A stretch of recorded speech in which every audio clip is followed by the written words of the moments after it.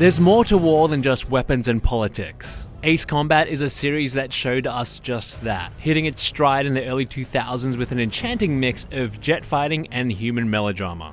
But in the past decade, its entries suffered from putting less importance on its signature stories. It dropped 4 games worth of fictional lore in favor of real-world locations, traded pathos for machismo, and attempted to add cinematic blockbuster bombast to the clinical nature of flying jets, all at the cost of losing its identity.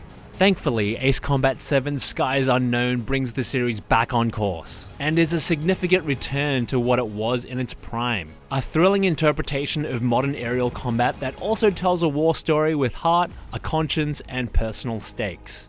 The narrative of Skies Unknown dives back into the fictional series universe last seen in 2007, and deals with the conflict between the familiar powers of the Osean Federation and the Kingdom of Erusia. You play a silent, faceless Osean pilot who will go through some changing allegiances, but half of the plot actually occurs in cinematics that run parallel to and separate from your actual missions, and come from the perspective of seemingly minor players around the periphery.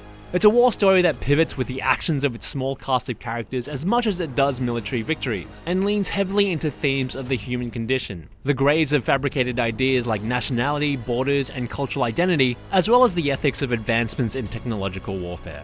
To be clear, there aren't many nuanced discussions to be had between the pronounced personalities of the cast. This is a drama first and foremost. Radio chatter is filled with bold statements of ideology. As long as our nation stands, the young will carry on. And sometimes it feels like there's a naivety in the writing for entirely different, slightly juvenile reasons. How penal is this penal unit, you ask? This place is a shithole.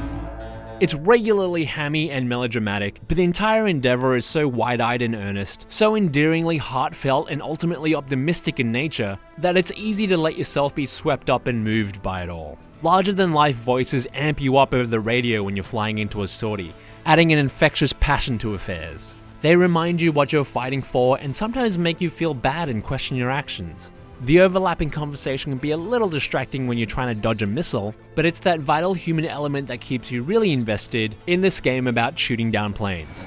H2, keep your focus. You got this.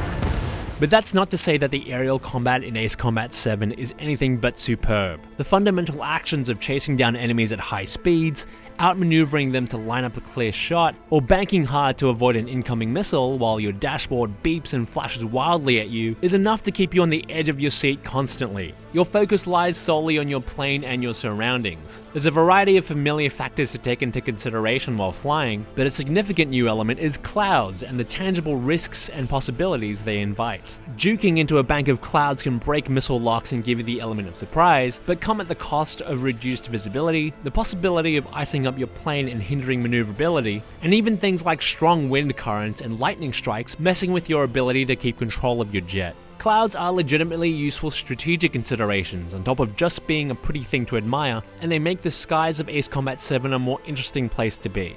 There's also an impressive variety of distinct scenarios across the game's 20 campaign missions. Generally, the scope of most battles are quite large and require you to split your attention between different kinds of skirmishes across the map with a broader objective in mind. But many missions also come with unique challenges that make for some memorable moments. Dogfighting in a thunderstorm at night, stealth canyon runs, and avoiding huge area of effect blasts in the middle of a busy battle are some enjoyable standouts. The game's few boss-style encounters are a highlight too, as you go up against impossibly good ace fighters and the game's white whale superweapon. Skeleton 2 lost. Recon incoming. Skeleton squadron is down. We've had too many losses. There are a few scenarios that aren't as exciting, however. Hunting for trucks in a sandstorm and chasing ICBMs grew tiring pretty quickly, and the game's final challenge is a tricky exercise in plane maneuvering that feels like it necessitates multiple retries by design, which puts a damper on an otherwise grand finale. They took out Strider 1.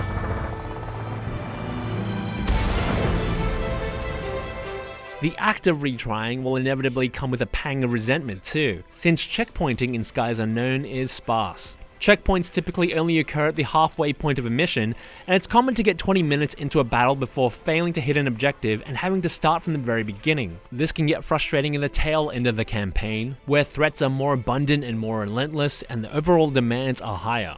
Granted, there is a light emphasis on score performance and your mission score persists even if you need to retry from the halfway point, but a little more generosity wouldn't have gone astray. Ace Combat 7 features a straightforward, peer-to-peer online multiplayer component featuring 8-player deathmatch and team deathmatch modes. Dogfighting with other human beings is certainly a lot more challenging and frenetic, and because matches are only 5 minutes in length, they consistently feel fast-paced and full of excitement. The planes and equipment you unlock as part of the campaign carry over to multiplayer and vice versa, but everything has an assigned value, and you're able to play matches that have a limit on how much you can bring, which helps keep a level playing field. Online sorties also feature a weighted scoring system, where leading players are clearly marked and have a higher score value attached to their destruction. In my experience, it's an idea that works well in practice, stopping you from being a target if you're doing poorly, and keeping you on your toes if you're doing well. The PlayStation 4 version of Skies Unknown also features an exclusive VR mode consisting of an Ace Combat 4 inspired mini-campaign. There are only 3 missions, and their objectives are less complicated than those of the main campaign, but even so, the experience of flying from the cockpit of a plane is engrossing. The feeling of speed and height is literally dizzying, the ability to freely look around and track a target with your gaze is terrific, and the act of pitching and rolling your plane is so effective at eliciting a feeling of actual G-force that I personally had a hard time doing more than one mission at once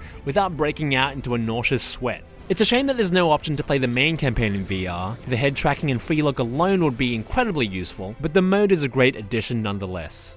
Good aerial combat is important for a game involving jet fighters, but it's a given quality for Ace Combat. Skies Unknown boasts a beautiful photorealistic world, entertaining mission variety, and a reason to get excited about clouds. But most importantly, it carries a renewed devotion to the history and stories of its fictional universe, and with that, it brings back the human emotional center that makes it remarkable. Ace Combat 7 is a fantastic return for a series that is at its best when it wears its heart on its wings. I'd gone from being a little girl to, well, still a girl, just older. But now, I was all alone.